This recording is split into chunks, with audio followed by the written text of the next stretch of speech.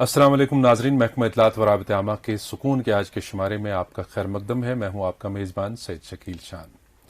आज के एपिसोड में हमारे मेहमान हैं एक लाइन प्रोड्यूसर, एक्टर, डायरेक्टर जिनका करियर बचपन से एक्टिंग के शोबे के साथ ही वाबस्ता रहा है।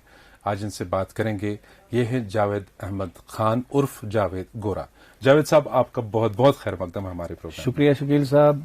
पहले मैं ये कहूँगा कि आपने मुझे यहाँ बुलाया, उसके लिए बहुत बहुत शुक्रिया। शुक्रिया। शुरुआत इस तरीके से करेंगे कि चूंकि आपके साथ तो मेरे ज़ाती ताल्लुकात हैं, मरासिम में बहुत शुरू से ही एक्टिंग के शोबे में मैंने आपको बहुत पहले से देखा है, तो कहाँ से ये बिगिनिंग, ये करियर की शुरुआत हुई है, वो ज़रा आप नाज़रीन को बताएं। जी बिल्कुल शकील साहब, मेरी जो शुरुआत है बचपन से ही शौक था।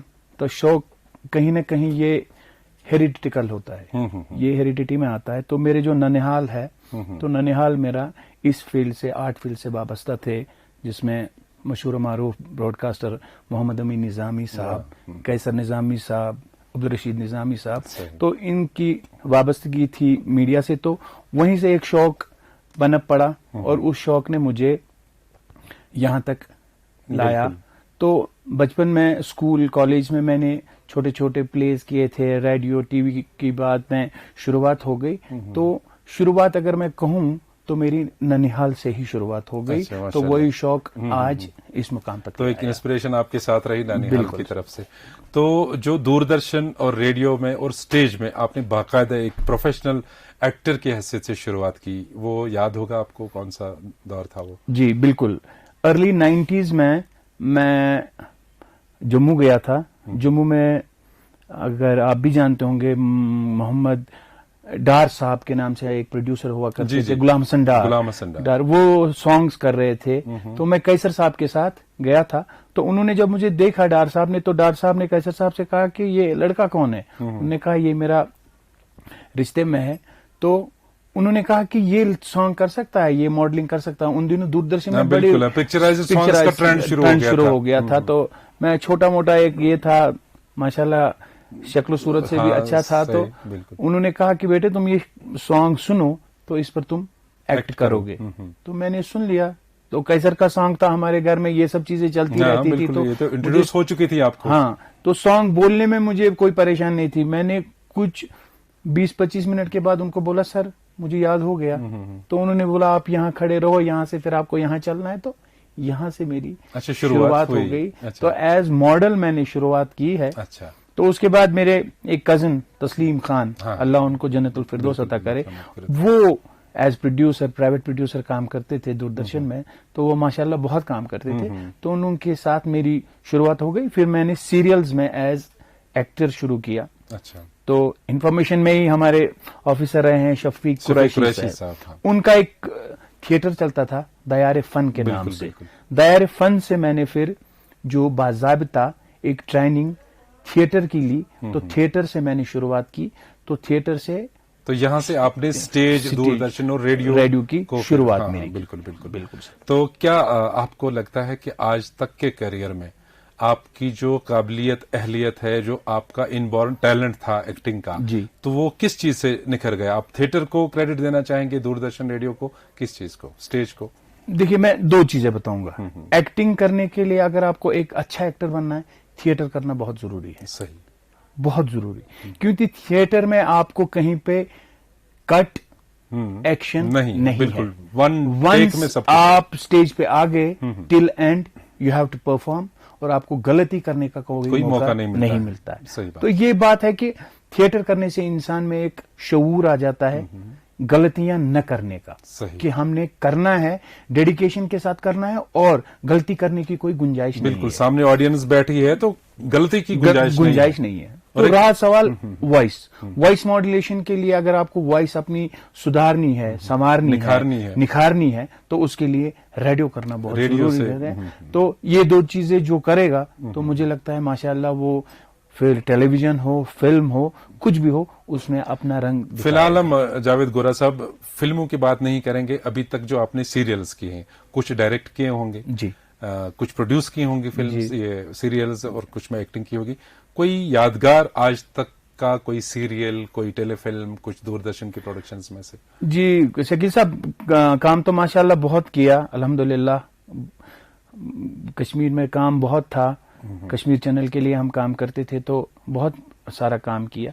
लेकिन एक सीरियल मुझे बहुत पसंद है जिसने मुझे एक पहचान दी और मुझे खुद भी वो बहुत अच्छा लगा। बहुत उसमें मैंने एक मुत, जिसे हम कश्मीरी में मुत कहते हैं, उसका रोल किया था। शफ मुत के नाम से वो सीरियल, और उस सीरियल ने मुझे बहुत ही पहचान दी लोगों में। अभी भी अगर मैं रास्ते पे कहीं चलता हूं, मैंने बॉलीवुड मूवीज में भी काम किया, लेकिन जब भी कोई दूर से मुझे देखता है, वो दूर से जरूर ये कहेगा, ए शफ मुता छी, शफ मुत। बिल्कुल, सीरियल था, आपको एक तो पहचान एक मिली पहचान as मुझे an actor। एक्टर शफमुत ने दिया। और मैंने एक सॉन्ग किया था, प्राइवेट एल्बम किया था, वह गुलाम हसन सूफी साहब का वो बड़ा मशहूर सॉन्ग है कि एक मुझे याद नहीं आ रहा है, उस पे मैंने एक्ट किया था। तो उस सॉन्ग ने भी मुझे बहुत पहचान दी। उस सॉन्ग में आप यकीन नहीं करेंगे, मैं एक दिन यहाँ जीरो इन से लाल चौक आया ऑटो में जब मैं उतरा, मैंने उनको बोला कि भैया कितने पैसे दिए। उस बंदे के आंख में आंसू थे, आंसू उतरने ही वाले थे। उसने बोला, भाई साहब मैं आपसे पैसे नहीं लूंगा। मैंने कहा क्यों? बोला, मैंने कल आपका सॉन्ग देखा, उस सॉन्ग ने मुझे इतना इमोशनल किया कि मुझे लगा कि हम लोग अपने माँ बाप, भाई बहनों के साथ जो गलत करते वो हमें नहीं करना है। अफसोस दुनिया कौन से नो लोग संसार से थी, वही वाला सॉन्ग। तो कुछ चीजें हैं करने के लिए, जिंदगी में इंसान बहुत कुछ करता है, लेकिन मुझे लगता है कुछ ही चीजें होती है जो याद रहती हैं और जो आपकी पहचान बना लेते हैं। सही बात है। अब आते हैं हम फिल्म लाइन की तरफ। Javed Ahmed Khan as an actor, कब आपको इंट्रोडक्शन हुआ फिल्म लाइन के साथ, और कौन सी फिल्म थी पहली जिसमें आपको मौका मिला, और वो मौका कैसे नसीब हुआ आपको? जी, ये बहुत ही इंटरेस्टिंग है। 2014-2013 की बात है। 2013 में हमारे कश्मीर के बहुत ही अच्छे और इस वक्त काम करने वाले line producer Khawar Jamshed, KJ production के नाम से, तो उनके यहाँ एक मूवी आई थी। शाल साहब, अशरफ शाल साहब उनके मामू है, हैदर के लिए ऑडिशन हो रहा था। तो मुझे शाल साहब ने फोन किया, कहा जावेद तुम कहाँ हो? मैंने कहा सर मैं घर में हूं। बोला तुम यहाँ पहुंच जा, वहां कुछ ऑडिशन चल रहे हैं, तो वहां आप आ जाइए। तो शुरुआत वहां से हुई। हैदर मूवी के लिए ऑडिशन हुआ। ऑडिशन कर रहे थे इंडिया की बहुत ही बड़ी कास्टिंग एजेंसी है, मुकेश छाबरा, एमसीसी के नाम से है वो। तो उन्होंने मेरा ऑडिशन किया। ऑडिशन, उससे पहले बहुत लोगों ने ऑडिशन दिया था। जब मैं गया तो मुझे आज भी याद है, वैभव सर उस वक्त ऑडिशन कर रहे थे। वैभव ने मुझे बोला कि जावेद जी ऐसा है, थोड़ा सा नेचुरल करेंगे, जो हमारी टेलीविजन की एक्टिंग होती है वो एक्टिंग होती है। जैसे जावेद और वैभव, जैसे शान साहब और मैं बात कर रहे हैं, तो ऐसे नेचुरल वे। मैंने कहा ठीक है सर। तो मुझे आज भी सीन याद है। सीन उनने मुझे समझाया, सीन समझाने के बाद मैं उठता हूँ, खिड़की के पास जाता हूँ, उनको बोलता हूँ कि बाहर आर्मी ने घेरा किया हुआ है, अगर आप अपनी जिंदगी बचाना चाहते हो तुम लोग निकल जाओ, मैं तो लड़के ही या मरूंगा या जीऊंगा। ये आपका रोल था उसमें? ये उसमें रोल था।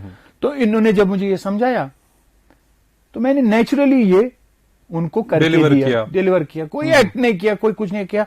तो मुझे याद है वहां पर 4-5 लोग वो थे, वैभव था और एक उनके साथ असिस्टेंट लेडी थी और एक लड़का था, वो उठ के तालियां बजाने सुनने किया। बोला जावेद साहब हम यही ढूंढ रहे थे, हम सुबह से लगे हैं, अभी तक नहीं मिला, thank you very much.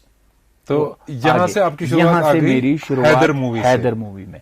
Haider movie के बाद फिर उसी कास्टिंग एजेंसी के थ्रू मुझे कोई ऑडिशन नहीं हुआ। मुझे बजरंगी भाईजान में काम मिला, उसके बाद मुझे फैंटम में काम मिला, फैंटम के बाद मैंने वजीर में काम किया, वजीर के बाद मैंने Kashmir the final resolution, bioscope वाला, वागा, मेजर राम कुमार, तो कुछ 10-15 फिल्मों में अभी तक काम करने का मौका मिला और कुछ वेब सीरीज में भी काम किया है। तो माशाल्लाह इस वक्त जो बम्बई के टॉप मोस्ट कास्टिंग एजेंसीज हैं उनके पास मेरा बायोडाटा है।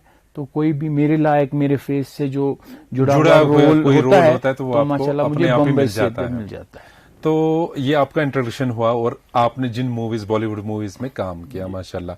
तो लाइन प्रोड्यूसर के नाम से आप कब जाने गए और ये काम कब से आपने शुरू किया? देखिए बेसिकली अब मैं खुल के बोलना चाहूंगा कि लाइन प्रोडक्शन की बात जो है, लाइन प्रोडक्शन का मेरा असल में करने का कोई मन नहीं था।